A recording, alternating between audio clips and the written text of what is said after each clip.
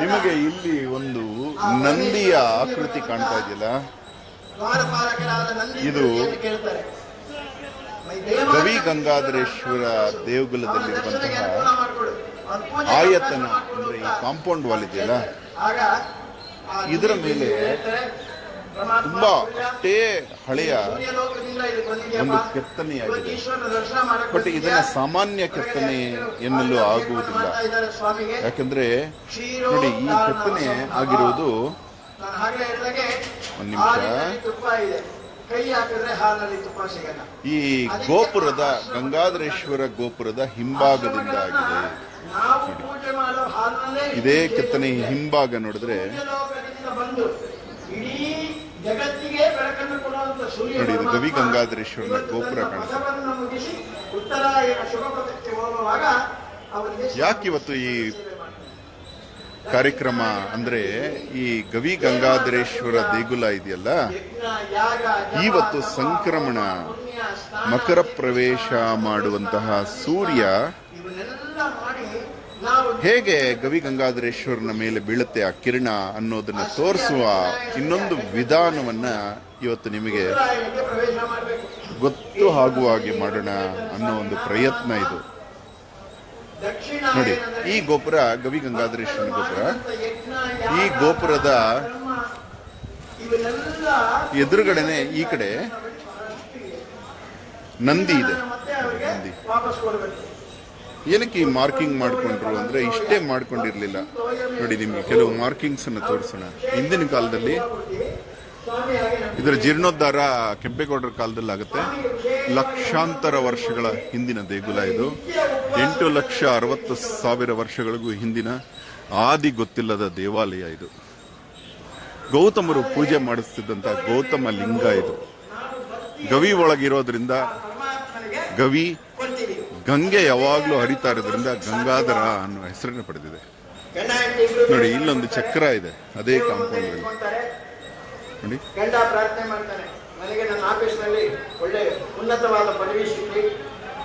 ಇವತ್ತು ತುಂಬಾ ಜನ ಸೇರಿದ್ದಾರೆ ಗವಿ ಗಂಗಾಧರೇಶ್ವರ ದೇಗುಲ. ಇದು ಭೃಂಗಧ್ವಜ ನೋಡಿ, ಚೆನ್ನಾಗಿದೆ ಭೃಂಗಧ್ವಜ.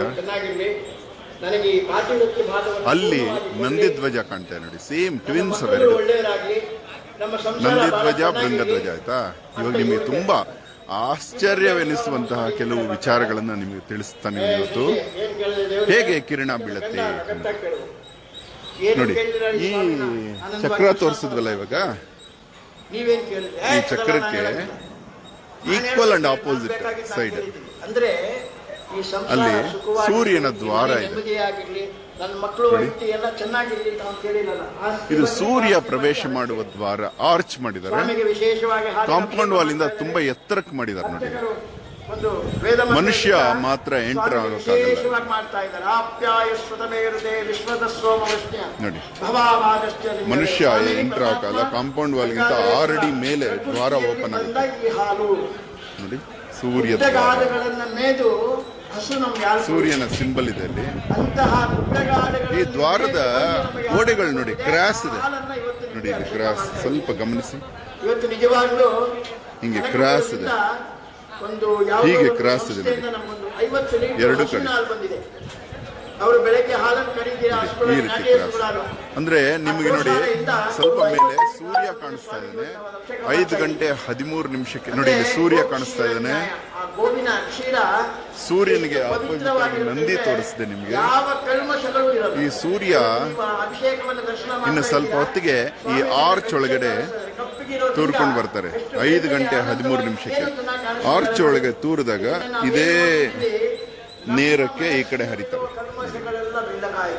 ಆ ಗೋಪುರ ದೊಡ್ಡದು ಕಾಣ್ತಾ ಇದೆಯಲ್ಲ, ಅದು ಗವಿ ಗಂಗಾಧರೇಶ್ವರನ ಗೋಪುರ ಅಲ್ವಾ. ಈ ಆರ್ಚ್ ಒಳಗಡೆ ಯಾವಾಗ ಪ್ರವೇಶ ಮಾಡ್ತಾರೋ ಸೂರ್ಯ, ಆವಾಗ ಈ ಕಿರಣ ಮತ್ತೆ ನೆರಳು ಎರಡೂ ಒಂದೇ ದಿಕ್ಕಲ್ಲಿರುತ್ತೆ ನೋಡಿ. ಫಾರ್ ಎಕ್ಸಾಂಪಲ್, ಇವನು ನಿಂತಿರುವ ನೆರಳು ನೋಡಿ, ಇಲ್ಲಿ ಕಾಣ್ತಾ ಇದ್ದಿಲ್ಲ, ಇದು ಆರ್ಚ್ ಎದುರುಗಡೆನೆ ನಿಂತೀಯ ನೀವನು.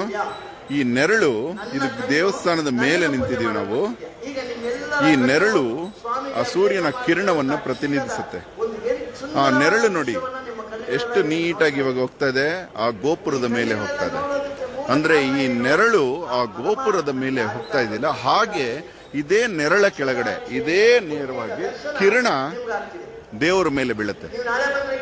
ಇದು ನಿಮಗೆ ಗೊತ್ತಾಗ್ಲಿ ಎಷ್ಟು ಪರ್ಫೆಕ್ಟ್ ಆಗಿ ಇವತ್ತೇ, ವರ್ಷದಲ್ಲಿ ಇವತ್ತು ಮಾತ್ರ, ಅಂದ್ರೆ ನಿನ್ನೆ ಸ್ವಲ್ಪ, ಇವತ್ತು ನೇರವಾಗಿ ಶಿವಲಿಂಗದ ಮೇಲೆ, ನಾಳೆ ಸ್ವಲ್ಪ, ಹೀಗೆ ಪರ್ಫೆಕ್ಟ್ ಆಗಿ ಇವತ್ತು ಬೀಳುತ್ತೆ ನೋಡಿ. ಹೀಗೆ ನಮ್ಮ ಇವನ್ ನೆರಳು ಹೋಗ್ತಾ ಇದೆಯಲ್ಲ ನೋಡಿ, ಕರೆಕ್ಟ್ ಆಗಿ ದೇವರ ಹತ್ರ. ಇವಾಗ ಇನ್ನು ಟೈಮ್ ಎಷ್ಟು, 5 ಗಂಟೆ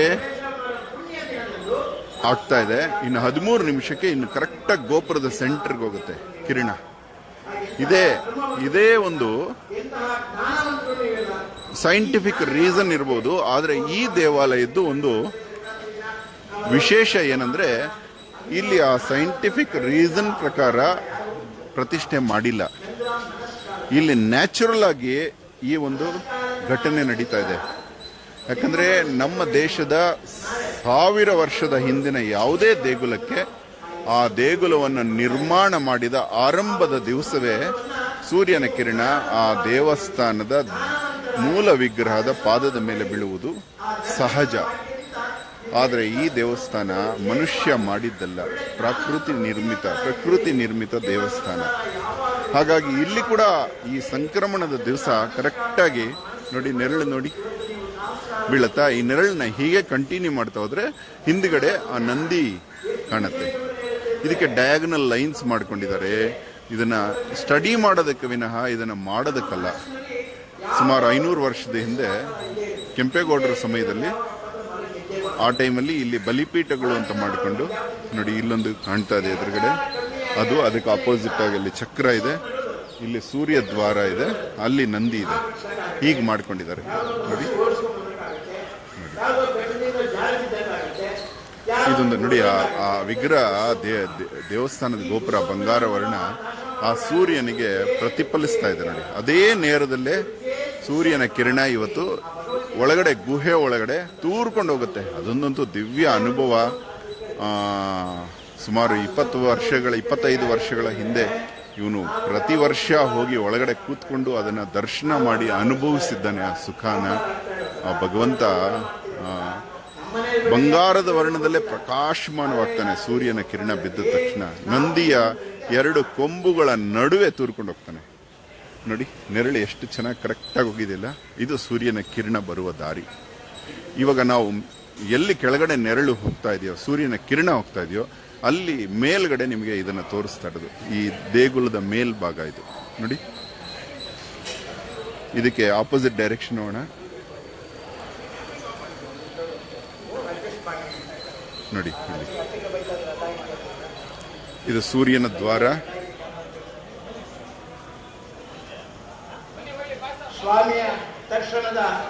ನೋಡಿ. ಸೂರ್ಯ ದ್ವಾರ ನೋಡಿ, ಮನುಷ್ಯ ಹೋಗಕ್ಕಾಗಲ್ಲ, ಅಲ್ಲಿ ಸೂರ್ಯ ಮಾತ್ರ ಬರಕ್ ಮಾಡಿರುವಂತ ದ್ವಾರ ಇದು ಸೂರ್ಯನ ದ್ವಾರ. ಇಲ್ಲಿ ಕೆಳಗಡೆ ಪ್ರಾಕಾರ ಅಂತ ಗಣಪತಿ, ಪ್ರಕಾರ ಗಣಪತಿ ಇದೆ. ಪ್ರತಿಯೊಬ್ಬರು ತಲೆಬಾಗಿ ಬರಬೇಕು ಅಂತ ಸುಮಾರು 3.5 ಅಡಿ ಇರುವಂತಹ ದ್ವಾರ ಇದೆ. ಇಲ್ಲೇ ದೇವಸ್ಥಾನದ ಒಳಗಡೆ ಬರಬೇಕು. ಸೂರ್ಯನ ದ್ವಾರ. ಇವಾಗ ಸೂರ್ಯ ನೋಡಿ, ಸೂರ್ಯ ಇಲ್ಲಿವರೆಗೂ ಬಂದಿದ್ದಾನೆ. ಹೀಗೆ ಬಂದ ತಕ್ಷಣ ಗೋಪುರದಲ್ಲಿ ಪರ್ಫೆಕ್ಟ್ ಆಗಿ ಒಳಗೆ ಹೋಗ್ತಾನೆ. ಎಷ್ಟು ಅದ್ಭುತ ನೋಡಿ ಇದು. ಇನ್ನು ಈ ದೇವಸ್ಥಾನದಲ್ಲಿ ಅನೇಕ ವಿಶೇಷಗಳಿದೆ. ಒಂದು ಈ ನಂದಿ ಧ್ವಜ. ಸೂರ್ಯದೇವ ಬಂದು ಪೂಜೆ ಮಾಡ್ತಾ ಇದ್ದಾನೆ. ನಾವು ಕೈಲಾಸದಲ್ಲಿ ಲಿಂಗ ನೋಡಕ್ ಸಾಧ್ಯ ಇಲ್ಲ. ಗವಿಯಲ್ಲಿರುವ ಲಿಂಗವನಲ್ಲಿ ಪರಮೇಶ್ವರ, ಇಲ್ಲಿ ಭೃಂಗಧ್ವಜ ನೋಡಿ. ಅಲ್ಲಿ ಭೃಂಗಧ್ವಜದ ಪಕ್ಕದಲ್ಲಿ ಒಂದು ಡಮರುಗ ಕಾಣುತ್ತೆ ನೋಡಿ. ಆ ಸೂರ್ಯ ಭಗವಂತ ಈಶ್ವರನನ್ನ ಪೂಜೆ ಮಾಡ್ತಾರೆ. ಶಿಲ್ಪಕಲೆಯ ಡಮರುಗ, ಶೈಲದಲ್ಲಿ ಪರಮೇಶ್ವರ ಕೂತಿದ್ದಾರೆ. ಶೈಲಜ ಡಮರುಗ ಕಣ್ಣು ಮುಚ್ಚಿ ಮನಸ್ಸಲ್ಲಿ ಒಂದ್ಸರಿ ನೋಡಿ. ಇಲ್ಲೊಂದು ತ್ರಿಶೂಲ ಕಾಣುತ್ತೆ. ಪಾರ್ವತಿ ಪರಮೇಶ್ವರ ಇಬ್ರು ಕೂತಿರ್ತಾರೆ. ತ್ರಿಶೂಲ ಕಾಣುತ್ತೆ. ಪುಣ್ಯ ಕಾಲ ಏನಿದೆ, ತ್ರಿಶೂಲದ ಮೇಲೆ ಸೂರ್ಯ ಕಾಲದಲ್ಲಿ ಪಾರ್ವತಿ ಪರಮೇಶ್ವರರು ಸಂಧ್ಯಾ ಕಾಲದಲ್ಲಿ ಏಕಾಂತವಾಗಿ ನಂದಿಕೇಶ್ವರನ ಮೇಲೆ ಕೂತಿರ್ತಾರೆ. ಕರೆಕ್ಟಾಗಿ ತ್ರಿಶೂಲದ ವೃಷಭಾರೂಢ ಮೂರ್ತಿಯಾಗಿ ನಿಂತಿರ್ತಾರೆ. ವೃಷಭಾರೂಢರಾಗಿ ಎಲ್ಲರಿಗೂ ಆಶೀರ್ವಾದ ಮಾಡ್ತಾ ಇದ್ದಾರೆ. ಇವಾಗ ಇನ್ನೊಂದು ವಿಧಾನ ತೋರಿಸೋಣ ಸರ. ಇವಾಗ ನಿಮಗೆ ಪ್ರಭಾಕರ್ ಇವಾಗ ನಿಮಗೆ ಈ ಕಡೆಯಿಂದ ತೋರಿಸ್ತೀನಿ ಹೇಗೆ ಸೂರ್ಯನ ಕಿರಣ ಹೇಗೆ ಬರ್ತಾ ಇದೆ ಅಂತ ನೋಡಿ. ಇದು ಸೂರ್ಯ ದೇವಸ್ಥಾನಕ್ಕೆ ಬಂದು ಆ ಲಿಂಗದಲ್ಲಿ ಅಡಕವಾಗಿದೆ. ಇಲ್ಲಿ ನಿಂತ್ಕೋಪ ಇಲ್ಲಿ ಅವರು ಇಲ್ಲಿ ಅಡಕವಾಗಿರೋ ಮೂಲ ತತ್ವ ಏನಿರುತ್ತೆ ಅಂದ್ರೆ ಇನ್ನು ಕರೆಕ್ಟಾಗಿ ಸೂರ್ಯದ್ವಾರದಲ್ಲಿ ನಿಂತ್ಕೊ.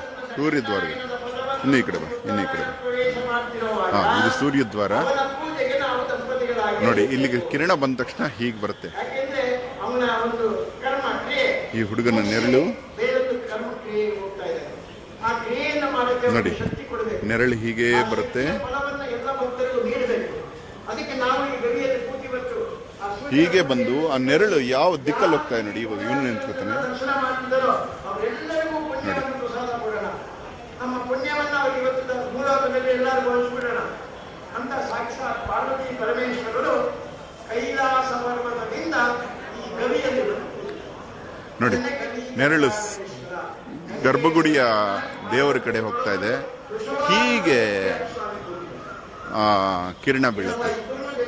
ತುಂಬ ತುಂಬ ಧನ್ಯವಾದಗಳು. ಇದೊಂದೊಂದು ಟೆಕ್ನಾಲಜಿ ಹಂಚ್ಕೋಬೇಕು ನಿಮಗೆ. ಇದನ್ನೊಂದ್ಸಲ ತೋರಿಸ್ಬೇಕು ಅಂತ ಅನಿಸಿತ್ತು, ತೋರಿಸುವಂತಾಯಿತು. ತುಂಬ ಖುಷಿಯಾಯಿತು ನೀವೆಲ್ಲ ಇದರಲ್ಲಿ ಭಾಗಿಯಾದ್ರಿ. ಇಲ್ಲಿ ಮೂರ್ಖನ ಮಾತುಗಳು ಪುಸ್ತಕದಲ್ಲಿ ಬರೆದಿರುವಂತಹ ಒಂದು ಕೆಂಪೇಗೌಡರ ಗೋಪುರ ಕಾಣ್ತಾ ಇದೆ ನೋಡಿ. ಅದನ್ನು ಅಲ್ಲಿ ಗೋಪುರ ಒಂದು ಕಾಣ್ತಾ ಇದೆಯಲ್ಲ, ಹಳೇ ಕಾಲದ ಗೋಪುರ. ಇದು ಬೆಂಗಳೂರಿನ ನೈಋತಿ ಗೋಪುರ. ತುಂಬ ಬೆಂಗಳೂರಿನ ಕಾಪಾಡಲೆಂದು ಈ ಗೋಪುರನ ಕೆಂಪೇಗೌಡರು ಮಾಡ್ತಾರೆ. ಇದನ್ನ ನೈಋತಿ ಗೋಪುರ ಅಂತಾರೆ. ಆ ಗಿಡಗಳ ಮಧ್ಯೆ ಇದೆ ಗೋಪುರ. 4 ಸ್ತಂಭದ ಗೋಪುರ ಬಂಡೆ ಮೇಲೆ ಇದೆ. ಇದು ನೋಡಿ ಎಷ್ಟು ಜನ ಸೇರಿದ್ದಾರೆ ಇವತ್ತು. ಕರೆಕ್ಟಾಗಿ ಇನ್ನು 5 ಗಂಟೆ 13 ನಿಮಿಷಕ್ಕೆ ದೇವ್ರ ಮೇಲೆ ಬೆಳಕು ಬೀಳುತ್ತೆ ನೋಡಿ. ಇವಾಗ ತ್ರಿಶೂಲ ತುಂಬಾ ಚೆನ್ನಾಗಿ ಕಾಣುತ್ತೆ. ಅಲ್ಲಿ ತ್ರಿಶೂಲ, ಪರಮೇಶ್ವರನ ಅನುಗ್ರಹ ಬೇಕು ನನಗೆ. ಆ ಪರಮೇಶ್ವರನ ಇಲ್ಲಿ ಡಮರುಗನ ನಾನು ಉತ್ತರಾಯಣವನ್ನ ಉತ್ತಮವಾಗಿ ಕೆಳಗಡೆ ಇಳಿದು ಬಿಟ್ಟು ಒಂದ್ಸಲ ತೋರಿಸ್ತೀನಿ.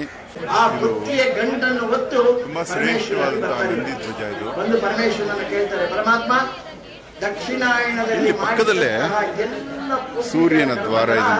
ಬುತ್ತಿ ನನ್ನಲ್ಲಿದೆ, ನಾನು ಅದನ್ನು ಅವರಿಗೆ ಪ್ರಸಾದ ಮಾಡಿ ಕೊಡಬೇಕು. ಯಾವ್ಯಾವ ರೀತಿಯಲ್ಲಿ ಏನೇನು ಪ್ರಸಾದವನ್ನ ಅವರಿಗೆ ಕೊಡೋಣ, ಅದು ಸ್ವಾಮಿಯನ್ನ ಆ ಸೂರ್ಯ ಭಗವಂತ ಪ್ರಶ್ನೆ ಹೌದಪ್ಪಿ. ನೋಡಿ ನೋಡಿ, 6 ಅಡಿ ಸುಮಾರು ಒಂದು 5.5 ಅಡಿ ಎತ್ತರ ಆದ್ಮೇಲೆ ದ್ವಾರ ಶುರುವಾಗುತ್ತೆ. ಇದು ಮನುಷ್ಯ ಬರ್ಲಿಕ್ಕೆಲ್ಲ ಮಾಡಿದ್ದು, ಸೂರ್ಯ ಬರ್ಲಿಕ್ಕೆ ನೋಡಿ. ಯಾರು ಯಜ್ಞಯಾಗಾದಿಗಳನ್ನ ಮಾಡಿರ್ತಾರೋ, ಯಜ್ಞ ಬಂದ ಸೂರ್ಯನ ಕಿರಣ ಹೋಗುತ್ತೆ. ಇಲ್ಲ ಇಲ್ಲ ಇಲ್ಲ ಪರ ಇಲ್ಲ ಅವರಿಗೆಲ್ಲ ಒಂದು ಮನೆ ಪರ ಇಲ್ಲ. ಇಲ್ಲಿ ನೋಡಿ, ಸೂರ್ಯನ ಕಿರಣ ಆ ದೇವಸ್ಥಾನದ ಒಳಗಡೆ ಪ್ರವೇಶ ಮಾಡ್ತಾ ಇದೆ. ಯಾರು ತೀರ್ಥಕ್ಷೇತ್ರಗಳನ್ನು ನೋಡಿ, ಇಲ್ಲಿ ವಿಂಡೋ ಇದೆಯಲ್ಲ, ಇದು ಸಮುದ್ರಗಳಲ್ಲಿ ಸ್ನಾನ ಮಾಡಿರ್ತಾರ ಅವರಿಗೆಲ್ಲ ಮೋಕ್ಷ ನೋಡಿ. ಒಳಗಡೆ ವಿಂಡೋ ಒಳಗಡೆ ಹೋಗಿದೆ ನೋಡಿ. ಈಗ ನದಿಯಲ್ಲಿ ನಾವು ಗಂಗಾ ನದಿಯಲ್ಲಿ ಸ್ನಾನ ಮಾಡಕ್ ಹೋಗ್ತೀವಿ. ಏನ್ ಗಂಗಾ ನದಿ ಇಲ್ಲಿಂದ ಹೋಗಿ ಅದು ಗವಿ ಗಂಗಾಧರೇಶ್ವರ ಮೇಲೆ ಬೀಳುತ್ತೆ. ಗಂಗಾ ನದಿಯಲ್ಲಿ ನಾವು ನಿಂದು ಈಚೆ ಕಡೆ ಬರೋವರೆಗೂ ನಮ್ಗೆ ಗೊತ್ತಿಲ್ಲ. ಇವಾಗ ದೋಣಿ ಒಳಗೆ ಕೂತ್ಕೊಂಡು ಆ ಒಬ್ಬೊಬ್ರು 100 ರೂಪಾಯಿ ಕೊಡಿ. ನಾವು 100 ರೂಪಾಯಿ ಕೊಟ್ಟು ಬೋಣಿ ಒಳಗೆ ಕೂತ್ಕೊಳ್ತೀವಿ. ಅವ್ನು ಈ ಕಡೆ ಇಲ್ಲಿ ತ್ರಿಶೂಲ ಇದೆ ನೋಡಿ. ಇದು ಕಲ್ಲಿನ ನಮಗೆ ತ್ರಿಶೂಲ. ಮತ್ತೆ ನಾವು ಬ್ರಿಟಿಷರು ಬಂದು ಇಲ್ಲಿ ಇರುತ್ತೆ ಹೊರತು ತುಂಬಾ ಕಾಲ ಕೂತ್ಕೊಂಡು ಬ್ರಿಟಿಷ್ ಆರ್ಟಿಸ್ಟ್ಸ್ ಎಲ್ಲ ಬಂದು ಇದನ್ನ ಆರ್ಟ್ ಮಾಡ್ತಾರೆ. ಅನ್ನೋ ಪ್ರಜ್ಞೆ ಯಾರು ಈ ಇರಲ್ಲ. ದೇವಸ್ಥಾನದ ಎಲ್ಲ ವ್ಯೂಸ್ ಅನ್ನು ಆರ್ಟ್ ಮಾಡಿ ಏನಪ್ಪ ಕೂತ್ಕೊಂಡ್ಬಿಟ್ವಿ ಆಸೆಯಿಂದ ನದಿ ಮಧ್ಯಭಾಗಕ್ಕೆ ಬಂದಿದ್ದಾನೆ, ತಿರ್ಗಾ ಮತ್ತೆ ನಾವು ದಡ ಸೇರ್ತೀವ ಅನ್ನೋ ಚಿಂತನೆ ಇರುತ್ತೆ. ಇವಾಗ ಇನ್ನೊಂದ್ಸಲ ನೋಡ್ಬೇಡ, ಯಾಕಂದ್ರೆ ಇವಾಗ ಇನ್ನೂ ಹತ್ತಿರ ಬಂದಿದೆ ಕಿರಣ. 2ನೇ ದ್ವಾರಕ್ಕೆ ಸೂರ್ಯ 2ನೇ ದ್ವಾರಕ್ಕೆ ಬಿದ್ದಿದೆಯಂತೆ. ಅಲ್ಲಿ ಗಣಪತಿಯನ್ನ ಪ್ರಾರ್ಥನೆ ಮಾಡ್ತಾ ಇದ್ದಾನೆ. ಕಿರಣ ವಕ್ರತುಂಡ ಮಹಾಕಾಯ ನೋಡಿ. ಸೂರ್ಯಕೋಟಿ ಸಮಪ್ರಭ ಅವಿಘ್ನಂ ಕುರುಮೇ ದೇವ. ನೋಡಿ, ಇವಾಗ ಕರೆಕ್ಟ್ ಆಗಿ ಸೂರ್ಯದ್ವಾರದಲ್ಲಿ ನಿಂತಾಗ ಕರೆಕ್ಟ್ ಆಗಿ ನೆರಳು ಅಲ್ಲೇ ಬರ್ತಾ ಇದೆ ನೋಡಿ. ನಾನು ಒಬ್ಬ ಸೂರ್ಯ, ನೀನು ಸಹಸ್ರ ಕೋಟಿ ಸೂರ್ಯ. ಎಷ್ಟು ಸಹಸ್ರ ಕೋಟಿ ಸೂರ್ಯ, ನನ್ನ ಒಬ್ಬನ ನೋಡಿ ನೆರಳು ಕರೆಕ್ಟ್ ಆಗಿ ಗೋಪುರದ ಕಡೆ ಹೋಯ್ತಲ್ಲ ಹೀಗೆ. ಇವಾಗ ಕೆಳಗಡೆಯಿಂದ ಒಂದ್ಸಲ ನೋಡೋಣ. ಈ ನೆರಳು, ಈ ಗೋಪುರ ಇದೆಯಲ್ಲ ನೋಡಿ, ಈ ಗೋಪುರದ ಹಿಂಭಾಗ ಆ ನೆರಳಿನ ಡೈರೆಕ್ಷನ್ ಅಲ್ಲೇ. ಯಾಕಂದ್ರೆ ಇಲ್ಲಿ ಮೊದಲು ಗೋಪುರ ಇರಲಿಲ್ಲ, ಮತ್ತೆ ಕಟ್ಟಿದ್ದಲ್ವಾ. ಅವಾಗ ನೆರಳು ಸೀದಾ ನಂದಿಯ ಮೇಲೆ ಬರೋ ತರ ನೋಡ್ತಿದ್ರು ನಿನ್ನ ತಂದೆಯ ದರ್ಶನವನ್ನು ನನಗೆ ಕೊಟ್ಟು, ನಿನ್ನ ತಂದೆಯ ಪೂಜೆಗೆ ನನಗೆ ನಮಗೆ ಅವಕಾಶವನ್ನು ಮಾಡಿಕೊಡು. ನಿನ್ನ ತಂದೆಯ ಅನುಗ್ರಹವನ್ನು ನಮಗೆ ಮಾಡಿಕೊಡು. ಗಣಪತಿಯ ಜನ್ಮ ರಹಸ್ಯ. ಪಾರ್ವತಿ ಸ್ನಾನಕ್ಕೆ ಹೋಗಿ ಈ ಕಡೆಯಿಂದ ಒಂದ್ಸಲ ಆ ಕಿರಣ ಬರೋ ದಾರಿ ನೋಡ್ಬಿಡೋಣ. ತಾಯಿಗೆ ಆಜ್ಞೆಯಾಗಿ ನೋಡಿ ಇಲ್ಲಿ ಯಾಕೆ ಕರ್ಕೊಂಡ್ ಬಂದಿದ್ದು ನಿಮ್ಮನ್ನ ಅಂದ್ರೆ, ನೋಡಿ ಇಲ್ಲಿ ಆ ಸೂರ್ಯನ ಬಾಗಿಲಿದಲ್ಲಿ ಇಲ್ಲಿ ಕ್ರಾಸ್ ಆಗಿ ಕಾಣ್ತದೆ. ಅಲ್ಲಿಂದ ಕಿರಣ ಈ ಗೋಡೆ ಮೇಲೆ ಬಿದ್ದಿದೆಯಲ್ಲ, ಈ ಗೋಡೆ ಮೇಲೆ ದೇವರ ಮೇಲೆ ಹರಿಯುವಂತ ಒಂದು ವಿಂಡೋ ಇದೆ. ಈ ವಿಂಡೋ ಮುಖಾಂತರನೇ ಮೊದಲನೇ ದ್ವಾರ ಗರ್ಭಗುಡಿ ಒಳಗೆ ಹೋಗುತ್ತೆ ಕಿರಣ. ಇಲ್ಲಿ ಮಿಕ್ಕಿರೋ ಕಿರಣ ಈ ಕಡೆ ಬಂದಿದೆ, ಒಳಗಡೆ ಒಂದು ಕಿರಣ ಮಾತ್ರ ಹೋಗ್ತಾ ಇದೆ. ಅದನ್ನು ನೋಡೋದಕ್ಕೆ ನೀವು ಟಿವಿಗಳನ್ನು ನೋಡಿ, ಚೆನ್ನಾಗಿರುತ್ತೆ. ನಂದಿಯ ಮೇಲೆ ಬಿದ್ದು ಒಳಗೆ ಹೋಗುತ್ತೆ, ಅದ್ಭುತ. ಥ್ಯಾಂಕ್ ಯು, ತುಂಬ ಖುಷಿ ಆಯಿತು ಗೆಳೆಯರೇ. ತುಂಬ ತುಂಬ ಧನ್ಯವಾದ. ಇಲ್ಲಿ ಬೆಳಗ್ಗೆಯಿಂದ ಇಲ್ಲೇ ಇದ್ವಿ ದೇವಸ್ಥಾನದಲ್ಲಿ. ಕೊನೆ ಮೊಮೆಂಟಲ್ಲಿ ನಿಮಗೆ ಈ ಒಂದು ಅದ್ಭುತವನ್ನು, ವಿಸ್ಮಯವನ್ನು ಹಂಚ್ಕೋಬೇಕು ಅಂತ ಅನ್ನಿಸ್ತು. ಇದೇ ಒಂದು ರೀತಿ ಟಿ ವಿ ಅವರು ನಿಮಗೆ ಗರ್ಭಗುಡಿ ಒಳಗಡೆ ನಡೆಯುವ ವಿಸ್ಮಯವನ್ನು ತೋರಿಸ್ತಾ ಇದ್ದಾರೆ.